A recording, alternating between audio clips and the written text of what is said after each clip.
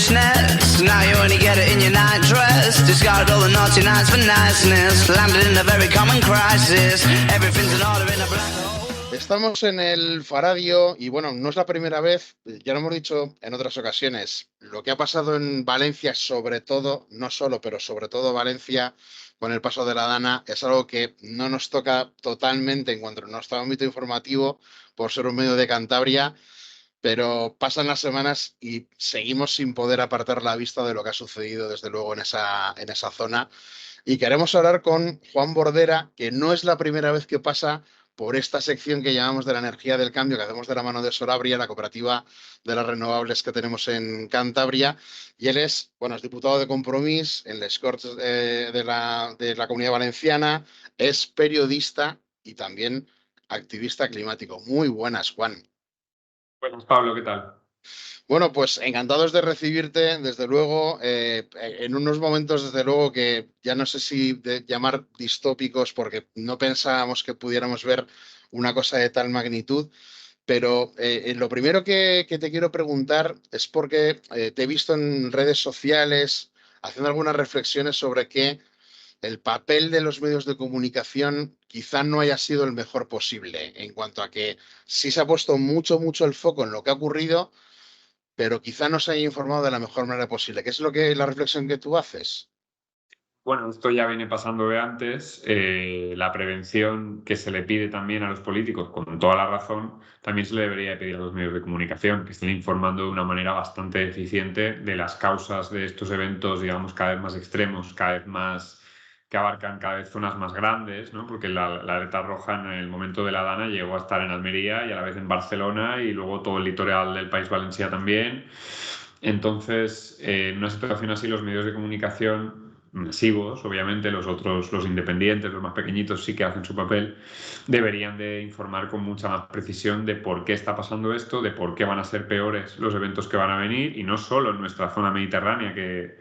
obviamente pues, estamos, digamos, en el ojo del huracán, pero es que, por ejemplo, allí en Cantabria o en el Cantábrico en general habéis visto vientos de 200 kilómetros hace poco también, y a medida que colapse la AMOC, la corriente más importante para el clima europeo, también la zona del Cantábrico va a estar expuesta a eventos cada vez más extremos. Entonces, esto es una cosa que debería preocuparnos todos, y a los medios de comunicación se les supone o se les presupone esa labor de pedagogía y de información a la población, que muchas veces es más bien lo contrario. Hay grandes medios que se dedican directamente a manipular y a tergiversar la información sobre estos temas. Y además, con un componente, no sé si llamarlo sensacionalista, pero como es tan llamativo cuando un día hablas de que hay 50 fallecidos, al día siguiente hablas de que ya hay 90 o 100 y acaban siendo más de 200, como que siempre tiras de ese número como para hacer aún más llamativa la información claro, que es una manera de conseguir que la gente se quede más tiempo, ¿no?, delante de la televisión para ver, pero ver de una manera que es, sí, lo trágico que hay que contarlo, pero quedándose quizá muy en la superficie, ¿no? No hablemos de esos pseudomedios, que además también tienen espacios en prime time en las mejores cadenas, que lanzan bulos sobre que hay miles de muertos escondidos y que el gobierno no los cuenta y toda esta historia y las presas. Es decir, aquí hay mucha gente que lo que está es presa, ella, de esa capacidad de desinformación, que tienen muchos espacios que en el fondo es aquello de, ¿no? Noam Chomsky decía lo del manufacturing consent, ¿no? Como que se está creando, se está fabricando una percepción sobre estos temas que interesa a determinados poderes económicos y empresas que son las que financian estos grandes medios de comunicación muchas veces, ¿no? Entonces sí que es verdad que ahí hay un debate. Hay un amigo mío, Alberto Coronel, que escribió un artículo sobre cómo teníamos un problema de salud pública con los grandes medios de comunicación, que en el fondo están generando un problema de salud mental también incluso, ¿no? Entonces, sí, este es un debate que habría que tener a nivel regional y a nivel nacional como mínimo, y luego ya pues saber qué hacemos. Bueno, ahora ya han pasado poco más de 3 semanas desde que tuvo lugar el peor día de la Dana, sobre todo en Valencia. ¿Cómo ves a la gente? O sea, sobre todo, claro, pensando en quienes viven en la zona más afectada, ¿cómo ves, claro, este momento en que tu vida ha cambiado o porque has perdido a un ser querido o porque tu casa ya no existe, porque tu empresa, tu lugar de trabajo tampoco existe? ¿Cómo ves eso que se ha llamado desde la pandemia la resiliencia para intentar afrontar una situación sobrevenida y tan grave como esta? Es muy difícil de describir con palabras porque hay cada caso que daría para escribir y para contar una hora, ¿no? Pero en general la gente está con yo creo que con una sensación de rabia, sobre todo por cómo se ha gestionado de mal tanto la prevención del suceso como la gestión, digamos, posterior. Y se mezclan también ahí muchos sentimientos de eso, de rabia, de tristeza, de frustración, porque es lo que tú dices, hay gente que ha perdido a gente directamente cercana, luego hay mucha gente que ha perdido su vida entera, digamos, laboral, su casa, su trabajo, su coche, que son cosas que son aparentemente menos importantes, y es verdad que lo son, pero claro, hay gente que no sabe cómo va a remontar ni cuándo va a poder remontar después de todo esto. Hay gente que directamente ahora, pues las ayudas que se han anunciado por parte de la Generalitat de 6.000 euros a cada uno, sin tener en cuenta cuánto has perdido, sin tener en cuenta si eres Amancio Ortega, Juan Roch o una persona normal, pues te dan un poco la idea sí, de la frustración que puede haber ahí. Además, también no me resisto a decir que hay una serie de consecuencias medioambientales que no se están teniendo en cuenta, de la Albufera que se quería vender ahora como parque natural, como reserva de la biosfera incluso. Bueno, pues ahora mismo es un parque basural, que le podríamos llamar ya, porque está llena de residuos, está llena de coches incluso aún. Nosotros fuimos antes de ayer a verla y sí, hay zonas que van a tardar años en recuperarse, y es verdad que hay algunas zonas con las personas, digamos, con cada una de esas historias, ¿no?, que habría que contar, que se van a tener que reconstruir un poco casi desde cero. Y eso es muy duro, claro. Yo creo que también es una situación que nos puede llevar a subrayar mucho el tema de la salud mental, que sí es verdad que en los últimos años por lo menos aparece más en el discurso, pero claro, aquí es muy necesario que llegue lo material para que alguien que ha perdido todo pueda reiniciar, pero claro, a nivel salud mental esto es algo que puede dejar un pozo de muchísimo tiempo detrás. Totalmente. Y por eso nosotros, en los textos que hemos ido publicando casi de urgencia, un poco después del 29 de octubre,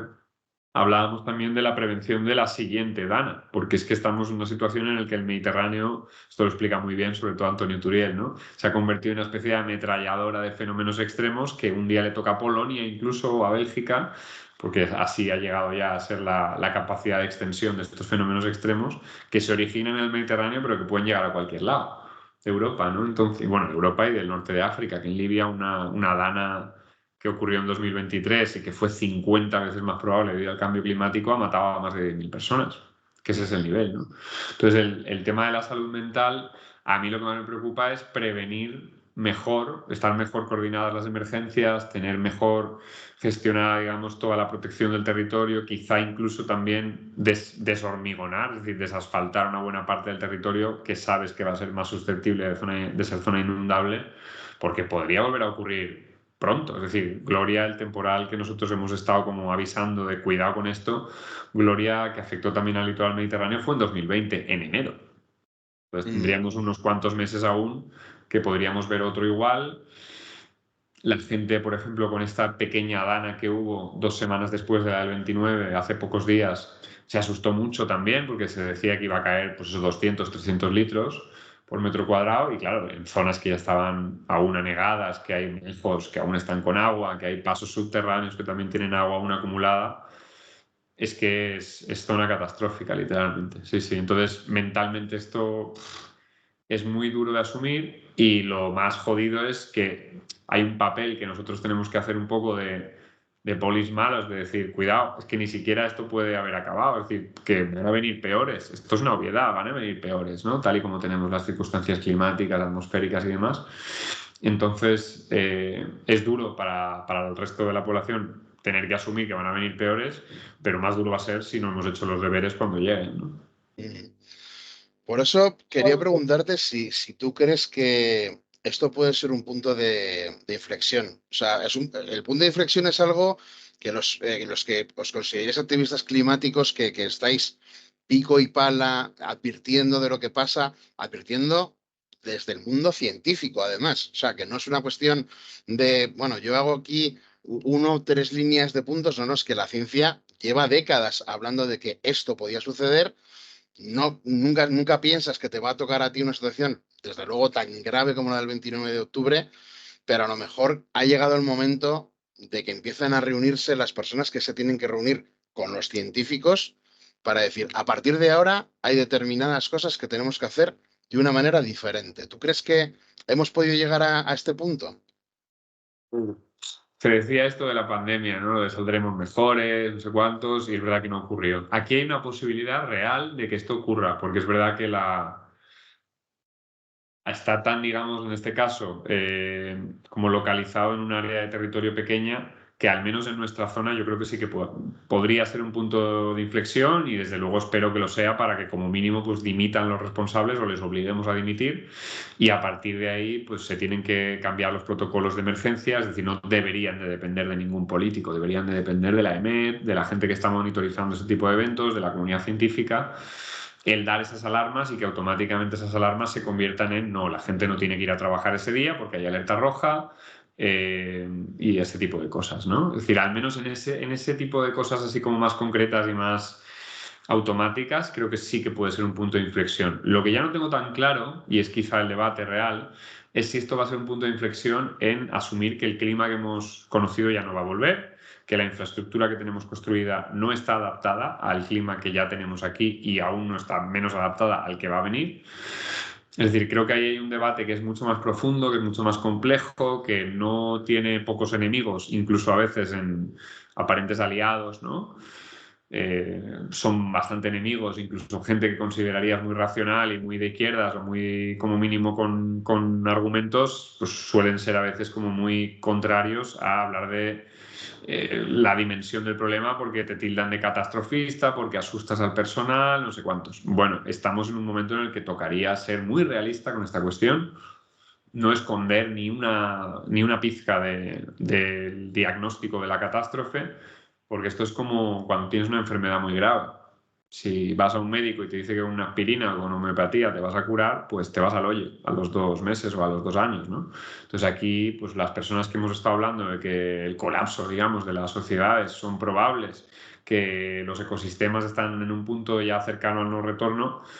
esas son las voces y yo creo que hay que empezar a empujar todo lo que podamos y más, porque además no paramos de recibir ataques, tanto de negacionistas como de negocionistas, ¿no? Que anda que no hay. Bueno, y claro, hay debates donde se tira mucho de eso que tú dices, Juan, lo de no digas esto porque asustas a la gente, pero yo creo que esa es una manera de tratar a la gente que es adulta como si no lo fuera, ¿no? O sea, lo que hay que hacer es un trabajo de divulgación para explicar en qué consiste que esto suceda y que pueda volver a suceder, e incluso llegar hasta los debates de ¿es necesario reponer todos los coches que la DANA se ha llevado? ¿Habría que plantearse construir viviendas en un sitio distinto de donde están construidas ahora, precisamente porque si un día caen 600 litros por metro cuadrado, el agua va a pasar otra vez por allí? Pues hay muchas alternativas, pero desde luego con el tema del transporte individual, aunque es difícil decirle a la gente que depende del coche para ir a trabajar, que tiene que empezar a optar por transportes públicos y tal, cuando esos transportes públicos también están colapsados a día de hoy. Por ejemplo, las redes de cercanías aquí son inexistentes, ya eran muy deficientes antes del evento, pero es que ahora directamente no existen, ¿no? Pero sí, totalmente hay que abrir ese debate. Hay que apostar, por ejemplo, por un transporte mucho más público, mucho más electrificado, sabiendo que hay una parte del transporte electrificado que no se va a poder electrificar. Y luego el tema de las zonas inundables y dónde se construye es uno de los grandes melones, totalmente. Va a haber... El problema que tenemos con esto es que por mucho que reorientemos, ¿no? Cómo está, por ejemplo, en el caso del País Valencià, el Barranco del Pollo o el río Magro, al final la naturaleza va a encontrar otro cauce por el que discurrir. Lo que se puede hacer es evitar que la tragedia pueda ser tan grande como ha sido esta, pero si no se asume la realidad científica de que al final la naturaleza va a acabar recuperando espacios que han sido suyos y que con el clima nuevo además van a ser, digamos, aún más grandes,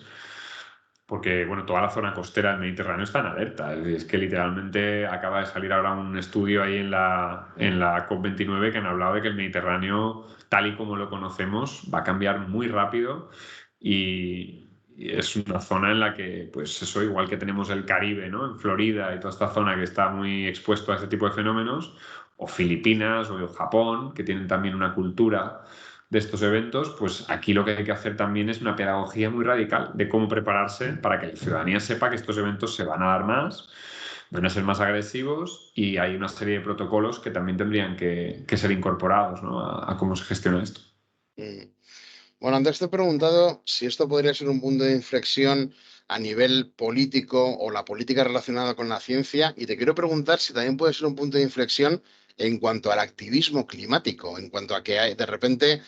pues, podamos encontrar a más personas que se den cuenta de lo que está pasando y que digan, bueno, ante esto, si vemos que ellos no tienen la intención de actuar, habrá que obligarles, ¿no? A que se den cuenta de que es necesario que actúen de otra manera. Absolutamente. O sea, yo ya llevo tiempo pensando que hay muy poca gente haciendo acciones de desobediencia civil. De hecho, tengo un juicio ahora en breves, ¿no? Es probablemente este 2025, por una acción muy ingenua y muy, yo qué sé, inocente, ¿no? Nunca mejor dicho, de echarle zumo de remolacha a la fachada del Congreso para advertir de que la inacción climática de hoy está manchada con la sangre del mañana, ¿no? Un poco, o sea, era el discurso que queríamos lanzar. Vinieron científicos del más alto nivel a hacer la acción con nosotros. Hay científicos por toda Europa y en Estados Unidos que están en la cárcel incluso por haber hecho este tipo de acciones, y hay científicos del más alto nivel, de verdad, pues Peter Kalmus de la NASA, Julia Steinberger del IPCC, y esto se hace para mandar un mensaje un poco a la población de que la gente que tiene toda la vida, digamos, asegurada, un trabajo para toda la vida, un prestigio, como es el caso de estos investigadores, hasta esa gente se está arriesgando a hacer acciones de desobediencia civil. Ya, ¿qué más mensaje más claro se puede mandar? Pues lo que sí que es verdad es que ahí también los medios de comunicación están jugando un papel muy negro, muy funesto a la hora de tratar el activismo y a la hora de criminalizarlo y a la hora de no contar según qué acciones, ¿no? Hay un ejemplo muy claro, y es que en Reino Unido, por ejemplo, Extinction Rebellion, Rebelión Científica, otros colectivos bloquearon el centro de Londres durante 4 días y no lo contó ni un gran medio de allí, ni la BBC ni ninguno, ¿no? Pero en cambio luego 2 chicas van así como jovencitas a tirar una lata de tomate a un cuadro y, eso sí que te lo cubren, ¿no? Entonces hay una criminalización de según qué acciones, y hay un tratar de esconder otro tipo de acciones mucho más masivas, porque lo de Londres eran 100.000 personas movilizándose para esto, que te dan una imagen también de lo que se quiere contar y lo que no se quiere contar, para dar una imagen muy concreta del activismo de 4 lobos solitarios haciendo acciones. Y luego cuando van los científicos, por ejemplo, a hacer ese tipo de acciones como la que hicimos nosotros, tampoco se les ha dado mucha bola, ¿no? Salvo en medios amigos o con periodistas que entienden un poco la gravedad del asunto, pero un poco de manera individual, no porque las cadenas realmente se interesen. Entonces, sí, tendría que haber, esto me lo comentaba una buena amiga, tendría que haber, igual que hay una rebelión científica, tendría que haber una rebelión en los grandes medios de comunicación, una rebelión comunicativa para contar esto mejor y que se entienda que el activismo no es la solución, pero desde luego es uno de los caminos que históricamente han provocado grandes cambios. Ujú. Jornada de 8 horas, voto de la mujer y demás. Bueno, para terminar, Juan, me gustaría terminar con, yo creo que lo que es la gran nota positiva después de todo el desastre que ha sido la labor de los voluntarios. Y además, conectando con el activismo, que sí parece que en las generaciones más jóvenes el tema climático lo tienen más incorporado en la cabeza, sí que son más conscientes de que quizá el planeta donde ellos viven dentro de 40 o 50 años no tenga nada que ver con el que viven hoy en día. Y yo creo que el tener a tantos jóvenes en las calles de los pueblos más afectados, en Paiporta, en Alfafar, en Benetúser, etcétera, yo creo que sí que es una nota positiva de la gente joven que sí que arrima el hombro, que sí que, aunque tenga que ir 2 horas o 3 horas andando, se acerca a ayudar a gente que ni siquiera conoce de nada, porque piensan que es algo necesario de hacer y que funcionando en comunidad podremos ir un poco más lejos, ¿no? Es la nota más positiva, ¿no? Y es que a mí esto de solo el pueblo salva al pueblo me gusta como eslogan, aunque tiene un peligro, y es que luego se crea, ¿no?, esta antipolítica de que todos son iguales y de que el Estado no importa. Yo creo que el Estado importa y hay que controlarlo, pero a la vez hay que saber que el mercado, digamos, es el principal enemigo, porque no está muy claro que no asigna los recursos efectivamente, ¿no? Y que en el fondo esté muy controlado por el poder económico, digamos, capitalista de las grandes multinacionales, pero el Estado, que a veces hace un poco de barrera, ¿no?, ante este poder económico internacional, BlackRock y demás fondos de inversión, el Estado no va a llegar a tiempo. Esto es una obviedad y cualquiera que lo haya visto, por ejemplo, en el caso de nuestra tragedia aquí en el País Valenciano, lo puede ver. Es decir, entonces digamos que hay enemigos que van delante y otros que van detrás, que pueden ser aliados temporales, pero está claro que la sociedad civil, a nivel voluntariado, a nivel activismo, a nivel organizaciones que se suman a colectivos de apoyo mutuo y tal, es donde tendríamos la verdadera llave para que precisamente ese Estado se vea obligado a actuar mejor y a ponerle límites a un mercado, a un poder económico que jamás se va a poner límite de ninguna manera. Entonces ahí está uno de los caminos que tenemos que transitar. Sí, sí. Pues Juan Bordera, nos apetecía un montón hablar contigo. Lo que habíamos hecho de entrevistas había sido entrevistar a voluntarios de Cantabria que se acercaron hasta Valencia para echar una mano, pero como sabemos que esto ha sido en tu tierra y seguro que también lo has sufrido mucho, nos apetecía pues mandarte un abrazo, todo el ánimo del mundo, que esto sea algo que se pueda revertir de la manera mejor y más rápida posible y desde luego muchas gracias por atender la llamada del Faradío. Un abrazo, Pablo. Que vaya muy bien. Un abrazo.